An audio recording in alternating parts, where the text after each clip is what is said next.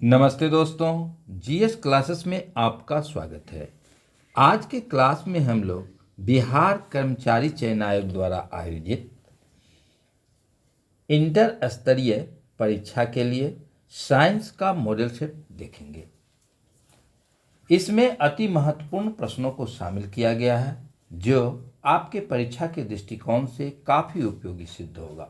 तो दोस्तों, आप लोगों से अनुरोध है कि वीडियो को अपने दोस्तों में ज़्यादा से ज़्यादा शेयर करें, साथ ही अपना सुझाव अवश्य दें। तो आज हम लोग देख रहे हैं बिहार कर्मचारी चयन आयोग द्वारा आयोजित परीक्षा के लिए विज्ञान का मॉडल सेट संख्या 2 को। पहला क्वेश्चन है, जैविक सिस्टम में रासायनिक क्रिया की प्रक्रिया को तेज करने में उत्तरदायी पदार्थ है। विकल्प ए है बैक्टीरिया, बी है डीएनए, सी है एंजाइम और डी है प्रोटीन। तो जैविक सिस्टम में रासायनिक क्रिया की प्रक्रिया को तेज करने में एंजाइम की महत्वपूर्ण भूमिका होती है, तो इसका आंसर हो जाएगा सी। एंजाइम जो है वह प्रोटीन होता है। अब अगला क्वेश्चन है, ग्लूकोज का रासायनिक सूत्र है। तो ग्लूकोज का रासायनिक सूत्र होता है C6H12O6। तो इसका आंसर हो जाएगा सी। यह जो है ग्लूकोज सरल कार्बोहाइड्रेट है। यह जल, एसिटिक अम्ल तथा अन्य विलायकों में घुलनशील होता है और इसका स्वाद जो होता है वह मीठा होता है। अब तीसरा क्वेश्चन है, विटामिन सी का सबसे उत्तम स्रोत है। विकल्प ए में है सेब, बी में है आम, सी में है आंवला और डी में है दूध। तो विटामिन सी का सबसे उत्तम स्रोत जो होता है वह आंवला होता है, यानी कि आंवला में विटामिन सी सर्वाधिक मात्रा में पाया जाता है। इसके अलावे आंवला जो है, इसके अलावे विटामिन सी खट्टे फलों में जैसे नींबू, संतरा, मौसमी, हरी मिर्च आदि में पाया जाता है। विटामिन सी को एस्कॉर्बिक अम्ल कहा जाता है। विटामिन सी जो होता है वह जल में घुलनशील होता है। ये क्वेश्चन पूछता है विटामिन सी और विटामिन बी ये दोनों जो है सो जल में घुलनशील है। विटामिन सी की कमी से स्कर्वी रोग होता है। अब अगला क्वेश्चन है, मानव शरीर में विटामिन ए संचित रहता है। तो मानव शरीर में विटामिन ए जो होता है वह यकृत अर्थात लीवर में संचित रहता है। विटामिन ए को रेटिनॉल भी कहा जाता है, यानी कि विटामिन ए का नाम रेटिनॉल है। विटामिन ए की कमी से रतौंधी नामक रोग होता है। अब अगला क्वेश्चन है, मानव शरीर का कौन सा भाग शरीर के ताप को नियंत्रित करता है। तो मानव शरीर का फेफड़ा जो होता है वह शरीर के ताप को नियंत्रित करने में महत्वपूर्ण भूमिका निभाता है। अब अगला क्वेश्चन है, हीमोग्लोबिन क्या है। तो हीमोग्लोबिन जो होता है वह मानव रक्त में पाया जाता है। तो मानव रक्त में पाया जाने वाला पदार्थ है, इसका आंसर सी होगा। हीमोग्लोबिन एक प्रकार का प्रोटीन है या ग्लोबिन नामक प्रोटीन है। हीमोग्लोबिन की औसत मात्रा शरीर में 15 ग्राम प्रति 100 मिलीलीटर है।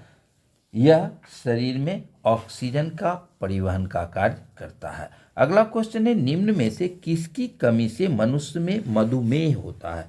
तो मधुमेह जो है इंसुलिन की कमी से होता है। इंसुलिन जो है सो एक प्रकार का हार्मोन है जिसका उत्पादन अग्नाशय स्थित लैंगरहैंस की द्वीपिका में बीटा कोशिकाओं के द्वारा होता है। इसको याद रखेंगे, इंसुलिन जो है यह एक हार्मोन है जिसका उत्पादन अग्नाशय स्थित लैंगरहैंस के द्वीपिकाओं में बीटा कोशिकाओं में होता है।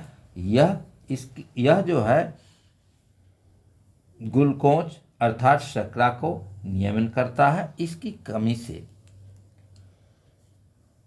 मधुमेह होता है। अब अगला क्वेश्चन है, पृथ्वी पर अधिकांश ऑक्सीजन उत्पादित होती है। ए में है घास से, बी में है शैवालों से, सी में है वृक्षों से और डी में है धान के खेतों से। तो पृथ्वी पर अधिकांश ऑक्सीजन की उत्पत्ति जो है वह प्रकाश संश्लेषण की क्रिया के द्वारा होता है, जिसमें लगभग 90% भाग जलीय पौधों एवं शैवालों से होता है। तो इसका आंसर हो जाएगा बी। अब अगला क्वेश्चन है, एलिसा परीक्षण किया जाता है। तो एलिसा परीक्षण जो है उसमें एड्स को पहचानने के लिए किया जाता है। तो इसका आंसर हो जाएगा ए। अगला क्वेश्चन है, रानीखेत बीमारी संबंधित है। तो रानीखेत बीमारी जो है मुर्गियों से संबंधित है। इसका आंसर हो जाएगा ए। अब अगला क्वेश्चन है, बल का मात्रक है। ए है फेराइडे, बी है फर्मी, सी है न्यूटन और डी है रदरफोर्ड। तो बल का मात्रक जो होता है वह न्यूटन है। इसका आंसर होगा सी।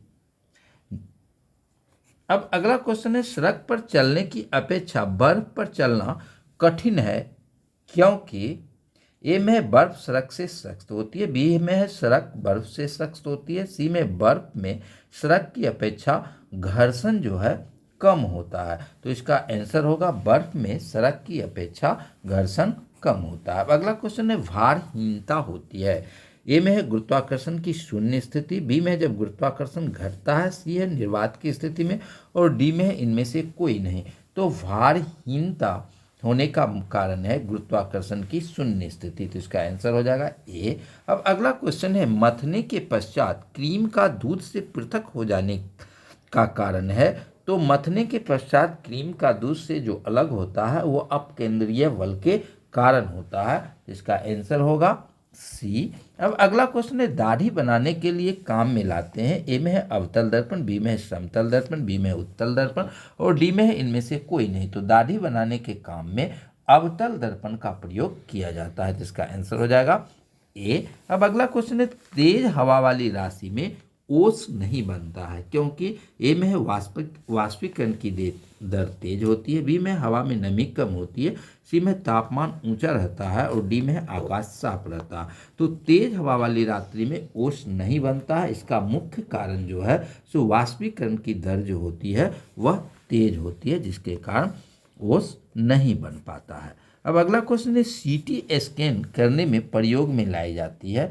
ए में है अवरक्त किरणें, बी में है प्रासर्व तरंगे, सी में है दृश्य प्रकाश और डी में है एक्स किरणें। तो सीटी स्कैन में एक्स किरणों का प्रयोग किया जाता है। अब अगला क्वेश्चन है, प्रासर्व वे ध्वनियां हैं जिनकी आवृत्ति होती है। तो प्रासर्व तरंग में की ध्वनियां जिनकी आवृत्ति जो है सो 20,000 हर्ट्ज से अधिक होती है। तो इसका आंसर हो जाएगा 18 का ए। अब इसमें हम लोग देखते हैं अवसर्व तरंगे कहते हैं जिसका 20 Hz से कम होता है।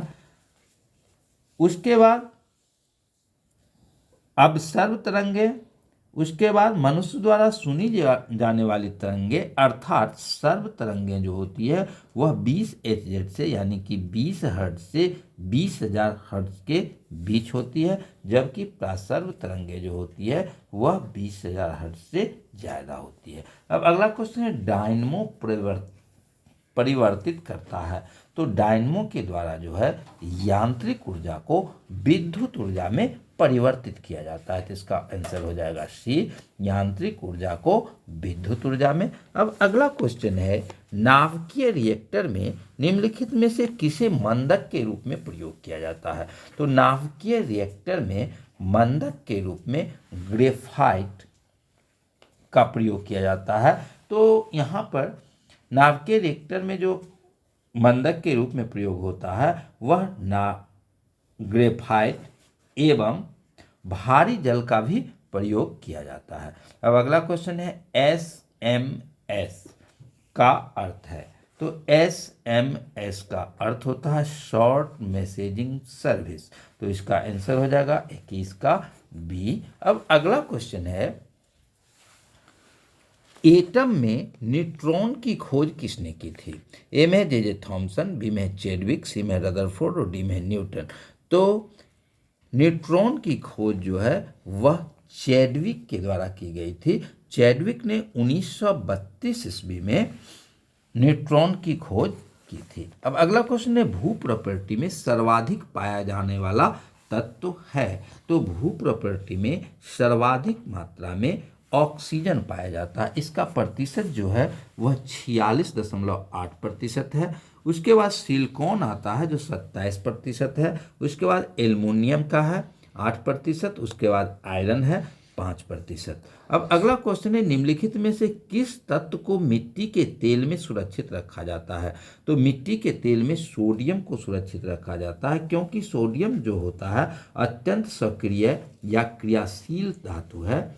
यह मुक्त अवस्था में नहीं रखा जा सकता है, जिसके कारण इसे मिट्टी के तेल में रखा जाता है। अब अगला क्वेश्चन है, प्राकृतिक रबर का बहुलक है। तो प्राकृतिक रबर के बहुलक को आइसोप्रीन कहते हैं। इसका आंसर हो जाएगा 25 का बी। तो ये कर्मचारी चयन आयोग द्वारा आयोजित इंटर स्तरीय परीक्षा के लिए साइंस का मॉडल सेट था। इसी तरह का मॉडल सेट प्रत्येक दिन डाला जाएगा, तो आप लोग हमारे चैनल से जरूर जुड़ें, साथ ही वीडियो को ज़्यादा से ज़्यादा प्रसार करें। धन्यवाद।